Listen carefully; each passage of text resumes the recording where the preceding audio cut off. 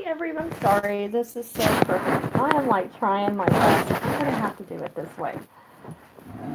Alright, so I'm like, okay, let me do this. Let me close my closet because it's got my personal show in there and I don't want anybody into that. Alright, let me turn it this way.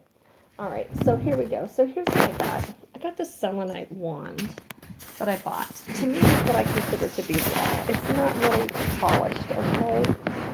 I don't know how else to put it. Alright. Oh Lord, is that going to show right? I don't think it is. I really need to get one of the things that hold the camera. Alright, let me go back this way. Much better. Okay, so this is a selenite wand. If you look at this, you can see all these items right here. You see how this is? This is rough. You can get this stuff embedded in your fingers. It is almost translucent. You see that? This stuff is like the bomb. You can get it polished where it's and have it so that it stands up. Okay, I think this piece would be absolutely wonderful for some type of winter scenery. All right, so selenite. Let me tell you a little bit about what I know about selenite because I don't want it to be too overpowering. Selenite is a stone. You can take a small piece. Let me show you an example of a small piece. I broke this up with my mallet. You see how that is? That one's, I mean, it's still not too bad. Where am I showing it to? See how that is? I mean, it's still kind of thin. I've had this for quite some time. I think this piece I might have gotten at Spirit Apothecary. You can place it on your head. As I go to put this even anywhere near my head, I can feel its energy. Instantly, I ask to be good in Mother Earth. And I always ask Father Sky to help me out with my chakras that are at the top of my head, my crown chakras and stuff. And my solar plexus is kind of off whack at times just because of things I've been through. So I'm trying to get over that BS and just move on. But anyway, so that's a smaller piece, and you can use it for that. You can even put these little pieces in your windows, in your cars, and whatnot. So anyway, so back to this. So this beautiful specimen, how I do this to break up a piece, I put it inside of a brown paper bag. Fold up the bag like this, because you see this is a pretty long piece. I mean, this, you see how big that is for like $10, $11? That is a lot of selenite, especially when you find out what this baby does. Seriously, this is probably the best priced item that like everyone should have in their gemstone.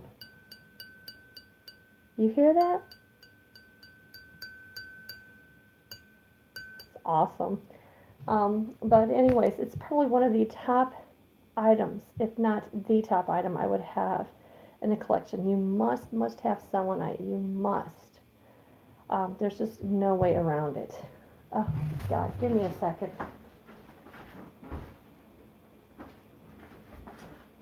So like somebody brought these bugs in. Oh, no, that's something else. Okay, I don't know what it is. All right, guys, I'm sorry. I digress like so bad. Okay, but so here's what I know. You can put it on your forehead and do that and do a meditation with that, okay? It's pretty awesome. I mean, I can feel this thing humming, okay? So meditate, whatever you do, whatever. Um, anyways, selenite is what I call the stone of angels. I don't know if that's exactly what they call it in other places. I don't know. I'm really not sure. But that's what I call it. I call it the stone of angels. Maybe that is what they use. I don't know. But I have always been told this is the stone you want to use for calling in the angels of the light. And I've been told you can also call in other angels with it. So for me, and with my gifts and what I have to deal with, and I'm not going to say take them away, and I'm not evil. I'm going to say, I'm going to get my piece off in the brown paper. Oh, I wrap it up in the brown paper bag, put the cloth around it, and hit it with a mallet, gently, not hard, okay?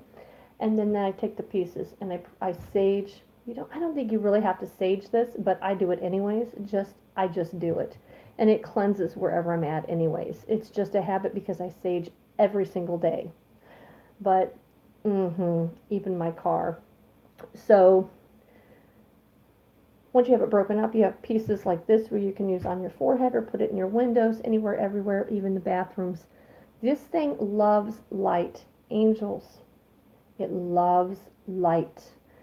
Put it in a place where it's going to get light all the time, or as much as possible, as close to 24 hours as possible in a day.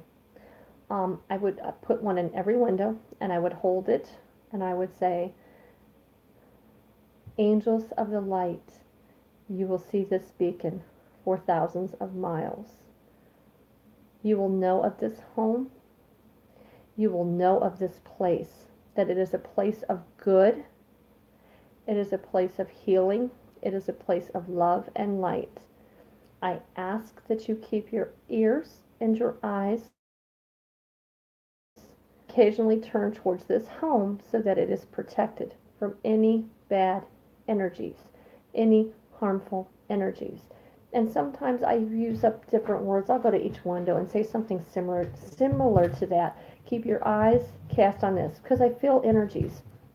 I see them sometimes. And I'll say, this side of the house is really got an issue. And I'll say, hey, angels of the light, I need you to see this beacon thousands of miles away and upon thousands of miles away. And I need you to know that this area is a place where harmful entities or elementals cross through here. And then you start to get messages, or I would get messages of what to do, what to plant, what to have here, what to have there. It just is how it is. We can build energy on top of this energy that's chaotic. You just have to have the right tools to protect you and to keep your mind sane, okay? Exactly. And I have a thing on how to hide stuff so others don't know. I mean, I had to live in apartments and I don't need anybody to know what I do. That's why I said, I have to do these things because this is who I am, and I'm not going to deny who I am. I'm not evil. I'm not going to hell. None of that garbage. But anyways, this right here is an absolute tool that one must have. This stuff is very fragile too, so be very careful. You do not want to drop it because it would be big trouble. I can't believe like how thin that is. Like you can see my thumb, my fingers through there. You see? And it will come off in splinters. So when you open up the bag, be careful. And you may even want to wear goggles when you cut this or chunk this up. This piece is so beautiful. I don't know. I'm sending it to this house that needs it because they're on a vortex. And that's what I'm going to have them do. I'll say angels of the lights for thousands upon thousands of miles throughout the universe. Know that this home here is directed and lives in the light. Please protect us. We are on a crossroads protect us from elementals, from harmful entities, and harmful energies. Exactly. And do that. And you can also say, this light also attracts the Native Americans that are watching over this land to know that I am setting up a beacon of hope to calm this and to take care of this. Because we believe too at that site there may have been a lot of Native Americans killed because it's in an area where there was the Trail of Tears, but I have to go look and see if there's any way I can trace back who from the area was put there. You ever notice that in anything, even with history, there'll be like chunks missing. And you're like, well, where's the rest of the story? I was one of those nerds that liked that. And that is the rest of the story, like that little cartoon. Back in the day, yes, back in the 70s. I'm dating myself.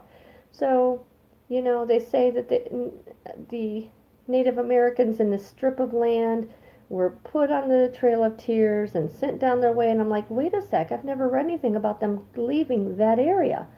Where's the head count? Where's this? Where's that? What cavalry took them?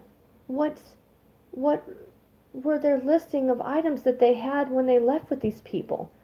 Because I don't think it's the truth. I think they stole their kids. I think that some of the kids died. I think it's another Wounded Knee story. I really do.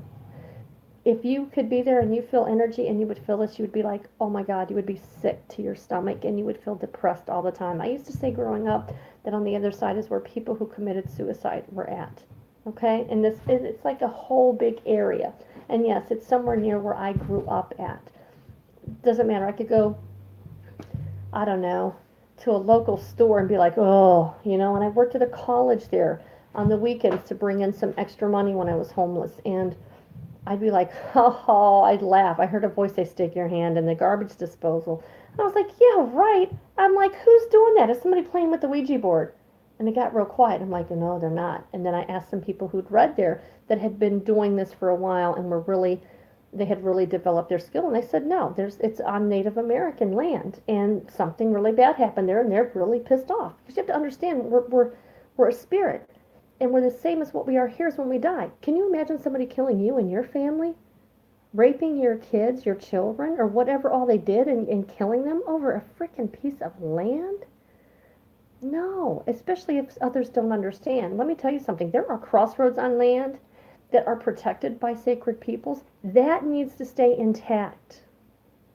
Having a massacre at a site just makes it just brings in so much bad juju and bad energy. So I'm just stating the facts. Yes, I realize we have to live in a world that doesn't want to see that, and they try to repress it and push it away, but I don't know. For years now, I have felt the walls coming in closer to each other, and I've seen more and more and more over the last, God, since 2012. I have seen before December of 2012, I have seen so many spirits. It is just unbelievable. But don't panic. Don't be freaking out. The spirits are you and I.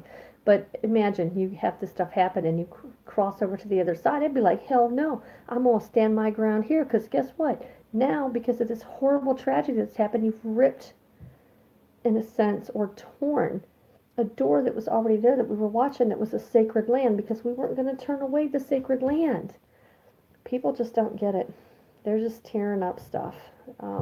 We really need to get back to our spiritual roots, but that's my deal. But anyways, so here we go. Selenite, I would definitely have. You can call in what you need. And honestly, I think you could probably do the same thing. Or maybe perhaps it's just people like me who can project that out there and it will do that. But I really believe in the power of the word. So what you want to draw to this will draw to this. It will. Hands down. Not kidding. I know. I'm always thinking of spiritual paths. I'm always thinking of these different religious things. I can't help it.